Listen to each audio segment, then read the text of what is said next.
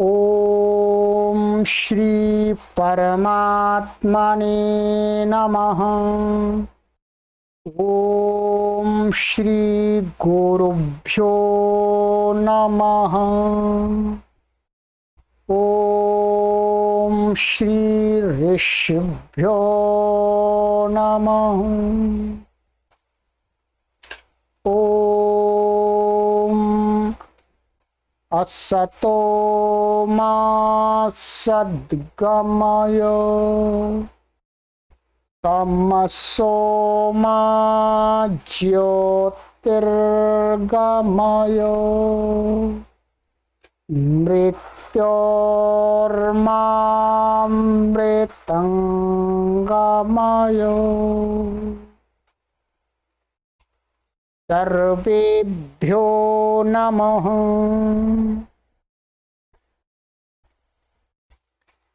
देववाणी संस्कृतम यूट्यूब चलदृश्यम प्रति भवतां भवतीनां च हार्दं स्वागतम। मित्रों, आज हम अष्टाध्यायी भाष्य प्रथमावृत्ति की लाइव कक्षा संख्या 247 को पढ़ने जा रहे हैं। आइएगा, गत कक्षा में मैंने आपको 2 सूत्र पढ़ाए थे। कारके का प्रकरण हमारा आरंभ हो गया है। मित्रों, कारके सूत्र मैंने आपको पढ़ाया था जो अधिकार सूत्र है, और एक मैंने संज्ञा सूत्र पढ़ाया था ध्रुवमपाये पादानम। ये अपादान संज्ञा करता है, विस्तार से समझा दिया था। उदाहरण इसके सरल थे, बस केवल ये अपादान संज्ञा करता है। अपादान संज्ञा होने के बाद जो कार्य होते हैं अपादान पंचमी मुख्य रूप से वो हो जाता। चलिएगा, अपादान संज्ञा करने के और भी आगे सूत्र हैं, आज हम उनको पढ़ना आरंभ करते हैं। सूत्र है आपका भीत्रार्थानाम भय हेतु 1.4.25 पदच्छेद भीत्रार्थानाम षष्ठी विभक्ति बहुवचनांतम भय हेतु प्रथमा विभक्ति एक वचनांत। ठीक है। समासः भीश्च त्राश्च भीत्रौ भीत्रौ अर्थौ येषां ते भीत्रार्थाः तेषां भीत्रार्था न। द्वंद्व गर्भो बहुव्रीहि। पहले यहां पर इतरेतर योग द्वंद्व समास हुआ, भी और त्रा का, फिर भी और त्रा के साथ अर्थ का बहुव्रीहि समास हुआ। एक यहां पर भी धातु है और एक त्रय धातु है, त्रय को त्रा हो जाता है। ये 2 धातुओं को भी त्रौ कहा। इस भी का जो अर्थ है भय, त्रय का जो अर्थ है रक्षण करना, बचाना, इसी अर्थ की जितनी भी धातुएं हैं और ये धातुएं, वो सभी धातु क्या कहलाती है? भीत्रार्था। ठीक है। ऐसा कहते हैं भय अर्थ वाली और रक्षा करने के अर्थ वाली सभी धातुएं भीत्रार्था है। ठीक है। आगे इसमें समास है भयस्य हेतु भय हेतु षष्ठी तत्पुरुषः। भय का हेतु, ये षष्ठी तत्पुरुष समास हो गया है। इसमें ऊपर से अनुवृत्ति आती है अपादानम और कारके की, ऊपर से अनुवृत्ति आ रही है। अर्थ देखिएगा, विभेत्यर्थानाम त्रायत्यर्थानाम च धातूनां प्रयोगे भयस्य हेतुः यः तत्कारकम अपादान संयम भवति। कहते हैं कि विभेत्यर्थानाम माने भी धातु के अर्थात भय अर्थक जो धातु है, और त्रायत्यर्थानाम माने त्रय माने रक्षणा अर्थ वाली जो धातुएं हैं, उन धातुओं के प्रयोग होने पर वाक्य में भय का जो हेतु होता है, ध्यान दीजिएगा, देखिएगा, रक्षा की जाती है वो भी कब की जाती है, किसी से भय होता है, ठीक है, ध्यान देंगे। और भय, भय जिससे भय है वहां तो सीधा ही भय का हेतु है, तो रक्षार्थक धातुओं के साथ भी भय का हेतु होता है, जिससे रक्षा की जाती है उससे भय होता है। और जो विभेद्यर्थ धातु हैं उनके साथ तो भय का हेतु होता ही है, जिससे डरते हैं वो भय का हेतु है। तो कहते हैं कि इन धातुओं का जब हम प्रयोग करेंगे तो वाक्य में जो भय का हेतु होगा, जिससे हम डरते हैं अथवा जिससे हम किसी को भय के कारण से बचाते हैं, तो वो जो भय का कारण होगा, क्योंकि रक्षार्थक और भयार्थक क्रिया को बनाने में वो हेतु सीधा संबंध रख रहा है, तो कहते हैं यह जो हेतु है तत्कारकम, वही कारक क्या है, अपादान संयम भवति। उस क्रिया के निमित्त, मान उस क्रिया के निमित्त में, कारक में निमित्त को क्या कहा गया, अपादान संज्ञक कर दिया, अपादान संज्ञा के सारे कार्य उसको हो जाए। उदाहरण दिया मित्रों, विभेत्यर्थानाम का उदाहरण है चौरेभ्यो विभेति, चौरों से डरता है, तो डरने का हेतु क्या है, चोर, चोर से तो डरता है। ऐसे ही चौरेभ्यः उद्विजते, चोर उद्विजते का अर्थ भी यहां पर डरता है, चोरों से डरता है।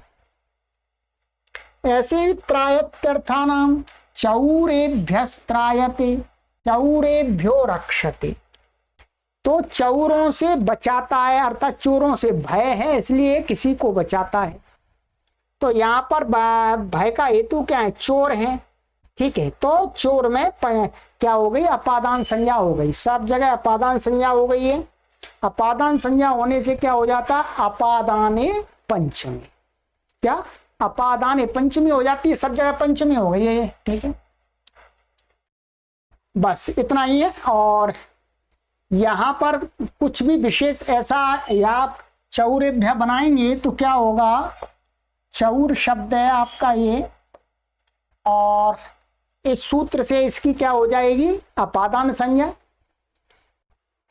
भीत्रार्थानाम भय हेतु, अपादान संज्ञा हो गई। अपादान संज्ञा होने से क्या होगा, अपादाने पंचमी, पंचमी आ जाएगी। और बहुत सारे चोर हैं इसलिए क्या है, बहुशु बहुवचनम करके क्या आ जाएगा, भ्यस आ जाएगा, भ्यस आ गया।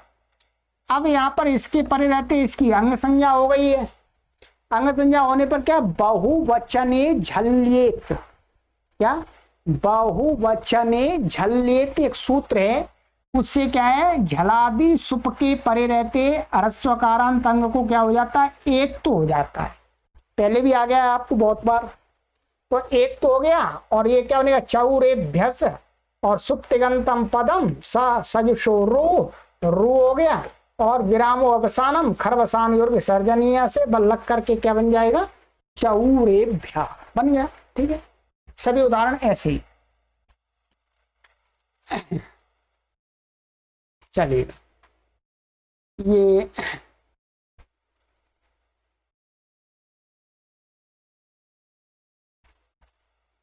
यहां पर ये सूत्र दिया है, आप देखेंगे बहुवचने झल्लेत, जो मैंने एक तो लग किया है, 7 3 103 सूत्र है, यहां पर आप देख लीजिएगा, पहले भी मैंने अर्थ बता दिया। ये हो गया आपका। आगे और सूत्र है अपादान संज्ञा का, पराजेर सोढ़ः, पराजय है षष्ठी विभक्ति एक वचनांतम, असोढ़ः प्रथमा विभक्ति एक वचनांतम, समासः सोढ़ुं शक्यते इति सोढ़ः न सोढ़ः असोढ़ः नई तत्पुरुष समास। सोढ़ा बनाया है, सोढ़ा का अर्थ होता है सहने योग्य, क्या सहन करने योग्य, उसको सोढ़ा बोलते हैं। जिसको सहन कर लिया जाए वो सोढ़ा हो गया। और न सोढ़ा, असोढ़ा जो सहन नहीं किया जा सकता है वो असोढ़ा हो गया। तो ये नई तत्पुरुष समास हो गया इसमें, ठीक है। अनुवृत्ति इसमें आती है ऊपर से अपादानम और कारके, ठीक है। अर्थः परापूर्वस्य जयते धातोः प्रयोगे असोढ़ो यो यह अर्थात् तत्कारकम अपादान संयम भवति। बहुत सरल अर्थ है। कहते हैं परा उपसर्ग पूर्वक जी धातु का वाक्य में प्रयोग होने पर जो उसमें वाक्य में असोढ़ अर्थात ऐसा कोई पद है जिसका अर्थ है जिसको जो क्रिया का करता है वो उसको सहन नहीं कर सकता है, तो ना सहन करने वाला जो है उसका तदवाची शब्द की क्या हो जाती है, जो अर्थ है उसकी उस कारक की क्रिया के निमित्त की अपादान संज्ञा हो जाती है। जैसे अध्ययनात् पराजयते, क्या अध्ययनात् पराजयते माने छात्र है, अध्ययनात् पराजयते का अर्थ है वो अध्ययन को सहन ना करके अध्ययन से दूर हट जाता है, अर्थात अध्ययन करने में वो समर्थ नहीं है, उसके वश का काम नहीं है, वो रटने याद नहीं कर सकता, पढ़ने में दिमाग नहीं लगा सकता, उतनी शक्ति नहीं है, बौद्धिक उसका स्तर नहीं है। तो अध्ययन को सहन ना करना यहाँ प्रतीत हो रहा है, तो वही है अध्ययनात् पराजयते का पढ़ाई से भागता है, अर्थात अध्ययन के श्रम को सहन नहीं कर सकता है। तो अध्ययन क्या हो गया, पराजय क्रिया का असहन कर सहन न करने योग्य अर्थ निमित्त है, ठीक है। तो ये क्या हो गया, इसमें इसकी अपादान संज्ञा हो गई, अपादान पंच, इससे अपादान अपादान पंचमी से पंचमी हो गई, और पहले हमने रामा तो उसके रूप बनाए हैं वैसे बना लीजिएगा, ठीक। तो इसमें अध्ययनात् पराजयते ये ध्यान देंगे। इसी प्रकार से जो भी परापूर्वक जी धातु होनी चाहिए तभी के लिए नियम है, हर धातु के साथ नियम नहीं है, ठीक है। परापूर्वक जी धातु के साथ में जब वाक्य के अंदर असहन कर वाला जो कोई शब्द है माने असहन सहन न करने योग्य तदवाची शब्द की अपादान संज्ञा होती है, फिर उसमें पंचमी हो जाती है। ये हो गया आपका। आगे आ जाइएगा, आगे है वारणार्थानामीप्सितः। वारणार्थानाम षष्ठी विभक्ति बहुवचनांतम, ईप्सितः प्रथमा विभक्ति एक वचनांतम। समासः वारणम अर्थो येषां ते वारणार्थाः माने वारण का अर्थ होता है हटाना, हटाना अर्थ है जिन धातुओं का, वे सारी धातु क्या हो जाएंगी, वारणार्था। तेषां वारणार्थानाम बहुव्रीहि समासः, ठीक है। अनुवृत्ति इसमें आ रही है ऊपर से अपादानम और कारके की अनुवृत्ति आ रही है, ठीक है। अर्थः वारणार्थानाम धातूनां प्रयोगे ईप्सितः यः अर्थः तत्कारकम अपादान संयम भवति।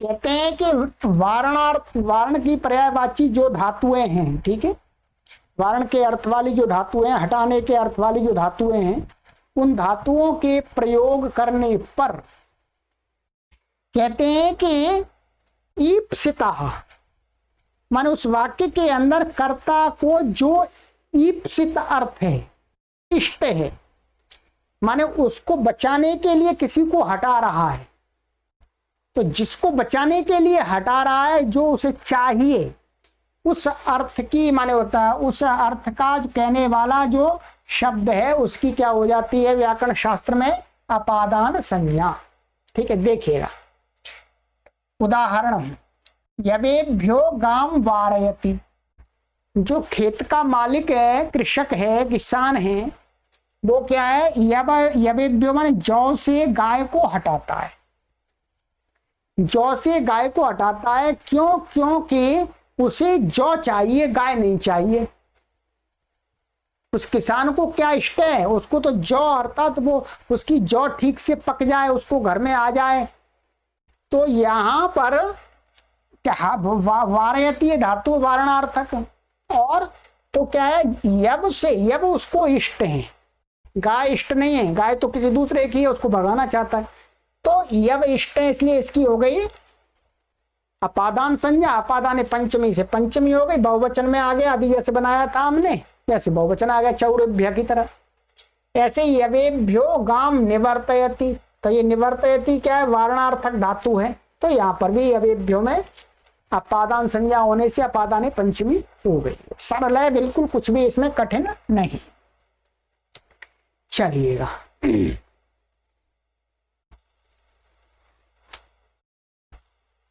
आइएगा आगे का सूत्र पढ़ते हैं।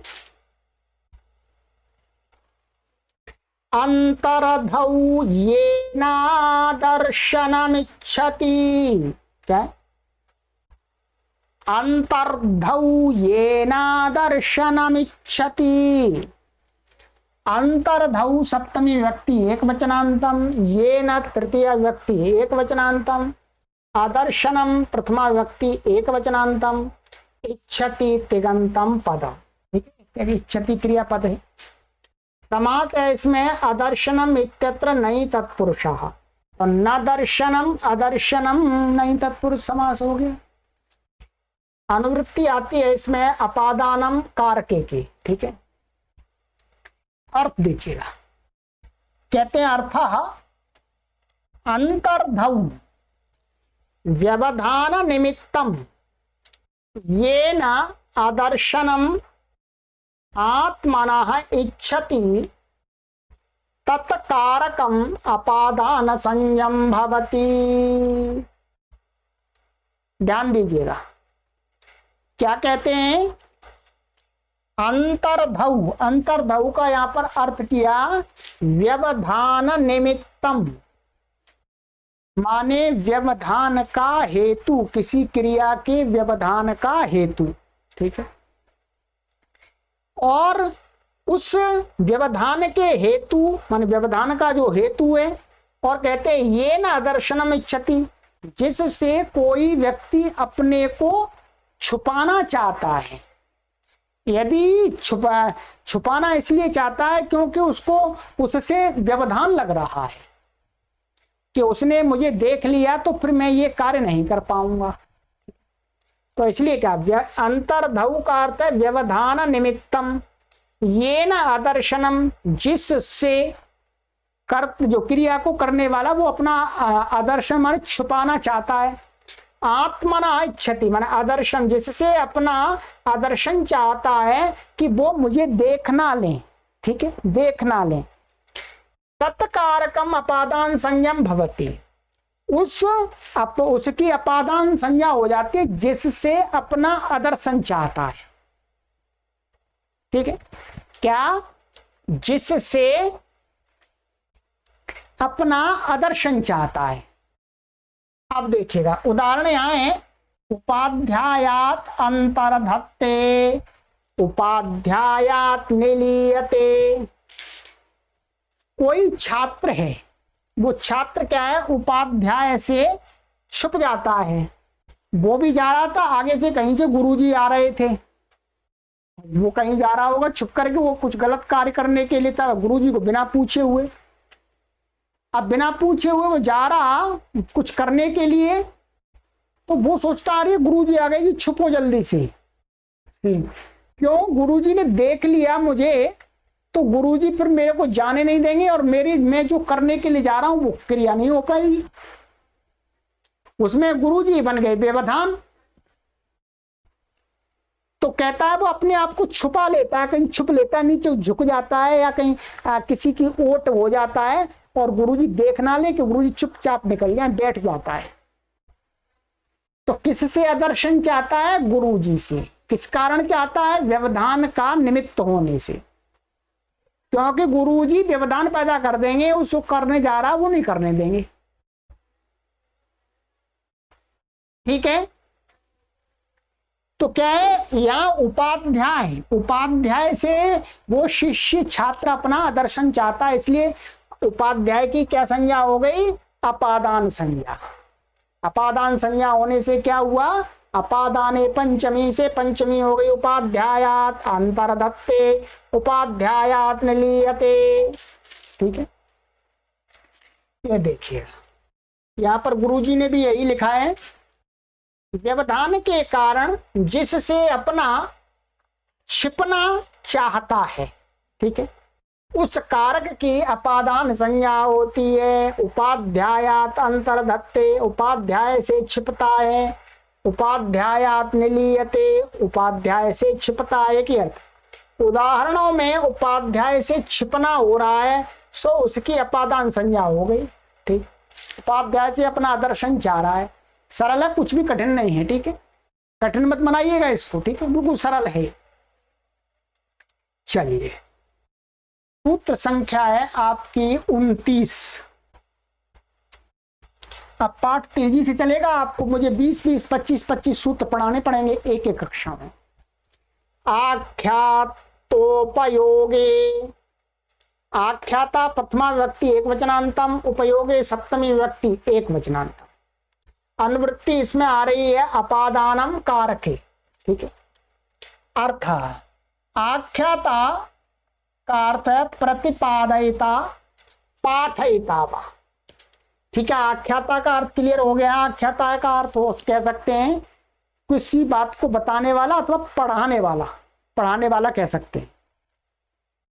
उपयोग का अर्थ है नियम पूर्वकम विद्या ग्रहण। यहां उपयोग का अर्थ यूज नहीं है, उपयोग का अर्थ है नियम पूर्वक विद्या को प्राप्त करना, पढ़ना। कहते नियम पूर्व के विद्या ग्रहणे या आख्याता पाठयिता तत्कारकम अपादान संयम भवति। कहते नियम पूर्वक विद्या के ग्रहण में जो आख्याता माने पढ़ाने वाला व्यक्ति है उसकी, तत्कारक मन वह क्रिया का पढ़ाने का हेतु है, उसकी क्या होती है, अपादान संज्ञा। उदाहरण में उपाध्यायात अभीते, उपाध्यायात आगमयति, दोनों का अर्थ है उपाध्याय से नियम पूर्वक पढ़ता है। माने उपाध्याय माने गुरुजी से नियम पूर्वक पढ़ता है। ऐसा नहीं कि कहीं जाकर के कोई बाबा कथा कर रहे हैं, कोई पंडित कथा कर रहे हैं और जाकर के सत्संग में बैठ करके कथा सुन ली, उसकी अपादान संज्ञा नहीं होगी, क्योंकि वो कथाकार या जो बाबा है वो तो एक दिन कथा कर रहा है, एक दिन सुन रहा है। पर यहाँ कह रहे हैं नियम पूर्वक लंबे समय तक अध्ययन जिनसे करते हैं, अर्थात नियम पूर्वक इनके पास हम जाते हैं तो वो गुरु लोग होते हैं, तो ऐसे उनकी अपादान संज्ञा होती है जिनसे हम नियम पूर्वक अध्ययन करते हैं, ठीक है। तो ये उपाध्याय की अपादान संज्ञा हो गई, अपादान पंचमी से पंचमी हो गई, सरल है, कुछ भी कठिन नहीं।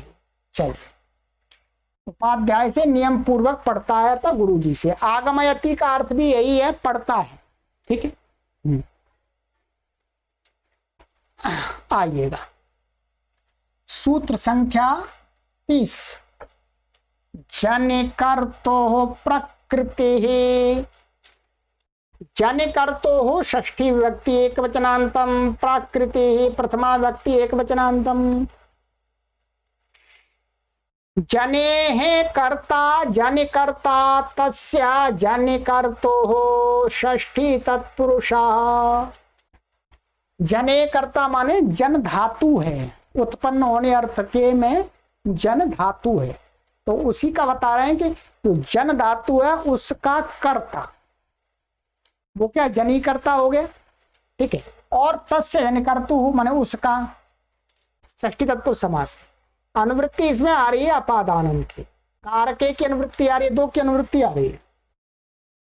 अर्थ, जन्यर्थस्य कर्ता जायमानः तस्य या प्रकृति उपादान कारणम तत कारकम अपादान संयम भवति, ठीक है। ध्यान दीजिएगा, जन्यर्थस्य कर्ता, जन्यर्थ माने जन धातु का जो अर्थ होता है उत्पन्न होना, उस उत्पन्न होने का जो कर्ता, उत्पन्न होने का कर्ता कौन होगा, जो उत्पन्न होता है वही तो कर्ता होगा। तो इसलिए कहा जन्यर्थस्य कर्ता का अर्थ है जायमान, जायमान माने उत्पन्न होता हुआ, जो उत्पन्न होता हुआ, ठीक है। ये आत्मनेपदी है, इसलिए इसमें क्या हुआ है, शानच प्रत्यय हुआ है, तो क्या है, जन धातु का जो कर्ता माने उत्पन्न होने वाला, तस्य या प्रकृति ही माने उस कर्ता की जो प्रकृति, प्रकृति माने उसका कारण जहां से वो उत्पन्न हो रहा है, उपादान कारण, वो भी प्रकृति क्या बोली, उपादान कारण, उसका निमित्त कारण नहीं लिया, उपादान कारण। तीन कारण होते हैं, ठीक है, एक निमित्त कारण, एक सामान्य कारण और एक उपादान कारण। तो उपादान कारण लिया, उपादान माने जिसके बिना किसी पदार्थ की उत्पत्ति ना हो सके। जैसे घड़े का उपादान कारण क्या है, मिट्टी, तो मिट्टी, घड़ा बनाने के लिए मिट्टी तो चाहिए, सबसे पहले मिट्टी में से तो घड़ा बनता है। तो वैसे ही यहां पर उपादान कारण लिया है, तो जो उपादान कारण है उसी की क्या हो जाती है, अपादान संज्ञा। जैसे उदाहरण देखिएगा, समझ में आ जाएगा। उदाहरण, श्रृंगात शरो जायते, जो सींग होता है, सींग से क्या बनता है, शर। जो धनुष का चलाने वाला जो तीर होता है वो शर है। तो शर उत्पन्न, सींग से उत्पन्न होता है। अब यहां घटाइएगा, ये जन धातु है, जनी का कर्ता कौन है, कौन उत्पन्न होता है, शर। तीर उत्पन्न होता है मन बनता है, और इस तीर बनता कहां से है, इसका उपादान कारण क्या है, सींग। सींग है उपादान कारण, प्रकृति क्या है इसकी, उपादान कारण है, क्या है, सींग। तो सींग की, श्रृंग की क्या हो गई, उपादान संज्ञा, अपादान संज्ञा। अपादान संज्ञा होने से अपादान ए पंचमी से पंचमी हो गई, श्रृंगात शरो जायते। आगे एक उदाहरण आ रहा है, देखिएगा, गोमयात वृश्चिको जायते। गोमयात वृश्चिको जायते माने गोबर से बिच्छू पैदा होता है। ध्यान दीजिए, क्या, गोबर से बिच्छू पैदा होता है। अब देखिएगा, जन धातु का कर्ता कौन है, बिच्छू, वृश्चिक माने बिच्छू, और बिच्छू कहां से उत्पन्न होता है, कहते हैं गोमयात माने गोबर से। तो इसकी क्या हो गई, अपादान संज्ञा हो गई। परंतु ध्यान दीजिएगा, यहां पर कोई व्यक्ति यदि गहराई से विचार करेगा तो क्या होगा, जो बिच्छू है, बिच्छू का उपादान कारण क्या है, गोबर नहीं है। क्या, गोबर वास्तव में नहीं है। बिच्छू का उपादान कारण क्या है, बिच्छू का उपादान कारण है उस वो दूसरा बिच्छू, माने जो वृश्चिका होगी, जो स्त्री बिच्छू होगी, वही तो उसका उपादान कारण है, वहीं से तो उसका जन्म हुआ है। परंतु ध्यान दीजिएगा, ये व्याकरण है, यहां पर लोक व्यवहार की दृष्टि को रख करके, लोक में ऐसा ही प्रचलित है, प्रचलन में, कि बिच्छू गोबर से पैदा होता है। ऐसा वास्तव में बिच्छू गोबर से पैदा नहीं होता, गोबर में तो वो उसकी जो स्त्री बिच्छू है वो रहती है, तो वहीं से वो बिच्छू वहीं उत्पन्न कर देती है, तो वहां से बिच्छू निकलते हैं। परंतु लोक में ऐसा सामान्य रूप से, क्योंकि हर चीज को लोक में गहराई से देख करके तो व्यवहार होता नहीं है, ठीक है। तो लोक में ऐसा प्रचलन में है कि भाई गोबर से बिच्छू पैदा होता है, ऐसा कहते हैं। तो महर्षि पाणिनि के इस सूत्र के जो ये उदाहरण दिए, ये महर्षि पाणिनि ने उदाहरण नहीं दिए, ये उदाहरण तो बाद के आचार्यों ने दिए। इसमें महर्षि पतंजलि जी भी शामिल हैं, ठीक है, महर्षि पतंजलि जी भी इसमें सम्मिलित हैं। तो यहां पर यदि आप गहराई से चिंतन करेंगे तो इसका समाधान यही है कि जो व्याकरण है वो लोक व्यवहार की को ध्यान में रखते हुए भी अपने उदाहरणों को देता है। तो यहाँ पर जो गोमयात है, ये लोक व्यवहार की दृष्टि से यहाँ पर इसको उपादान कारण मान करके इसकी अपादान संज्ञा कर दिए, पर रियलिटी में इसका उपादान कारण ये नहीं है। क्या है, इसकी माता है, अर्थात जो स्त्री बिच्छू है, ठीक है। परंतु यहाँ पंचमी हमको दिख रही है, तो इसलिए ये उदाहरण में मिलता है। तो इसका यही समाधान है कि ये जो पंचमी अपादान संज्ञा इसकी की जा रही है, ये क्या है, लोक व्यवहार में इस प्रकार से उपादान के कारण के रूप में ये प्रचलित है, इसलिए इसकी अपादान संज्ञा हो जाएगी। कोई इसमें गलती नहीं है, ध्यान दीजिए, मैंने आपको बता दिया। क्योंकि जो व्याकरण है वो लोक का अनुसरण करता है, वो लोक को ठीक नहीं करेगा। ठीक है, ये हमने पहले ही बता दिया है। तद अशिष्यम संज्ञा प्रमाणत्वात्, अर्थात लोकाधीनत्वात्। चलिएगा, आप समझ गए होंगे मेरी बात को। चलिएगा, पंचमी होगी दोनों उदाहरणों में, आगे आइएगा।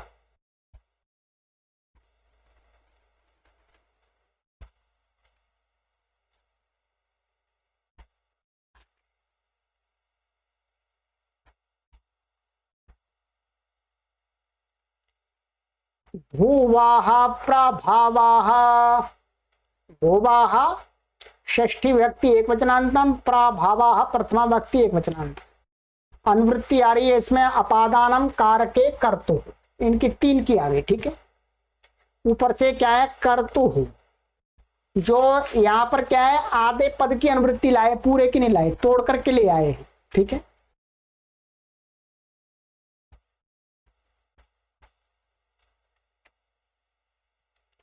कहते हैं अर्थ भूधातोर यह कर्ता तस्य यह प्रभवः उत्पत्ति स्थानम तत्कारकम अपादान संयम भवति। कहते हैं भूधातु का जो कर्ता, वाक्य के अंदर भू धातु का प्रयोग हो रहा है। ठीक है, भू, भू का अर्थ है भू सहित, भू के अर्थ वाली भी दूसरी। तो कहते हैं भू धातु का जो कर्ता, तस्य उस कर्ता का जो प्रभव माने उत्पत्ति स्थान, वो जहां से उत्पन्न होता है, तत् उस कारक की अपादान संज्ञा हो जाती है। उदाहरणम हेमवतो गंगा प्रभवती कश्मीरेभ्यो वितस्ता प्रभवती। कहते हैं हेमवता माने हिमालय से गंगा निकलती है। अब देखिए यहां पर भू धातु है, ये भू धातु का कर्ता कौन, प्रभवती माने उत्पन्न होती है। ठीक है, निकलती है, इसका कर्ता क्या है, गंगा। अब गंगा का उत्पत्ति स्थान, ये कर्ता हुए, उस कर्ता का गंगा का उत्पत्ति स्थान क्या है, हिमालय। तो हेमवत शब्द की क्या हो गई है, बोलो, अपादान संज्ञा। अपादान संज्ञा होने से क्या हो गई, पंचमी हो गई, अपादाने पंचमी।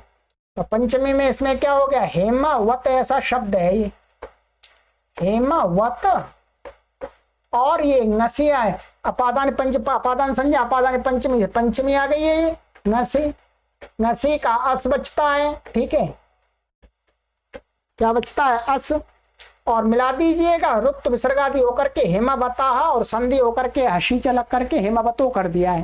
तो ये वास्तव में हेमवता हर रूप है। इसी प्रकार से कश्मीरेभ्यो वितस्ता प्रभवती, कश्मीर देश से वितस्ता नाम की नदी उत्पन्न होती है। तो वितस्ता का उत्पत्ति स्थान क्या है, कश्मीर। तो कश्मीर में अपादान संज्ञा हो गई, अपादान पंचमी से पंचमी हो गई, तो कश्मीर के स्थानों से बहुवचन आ गया यहाँ पर। ठीक है, सरल है। चलिएगा, ये मित्रों आपका पूरा अपादान का कारक संज्ञा का प्रकरण समाप्त हुआ। अब नई संज्ञा आएगी संप्रदान संज्ञा। अब आपको अपादान संज्ञा कहीं देखनी है तो आप इन्हीं सूत्रों में देखेंगे।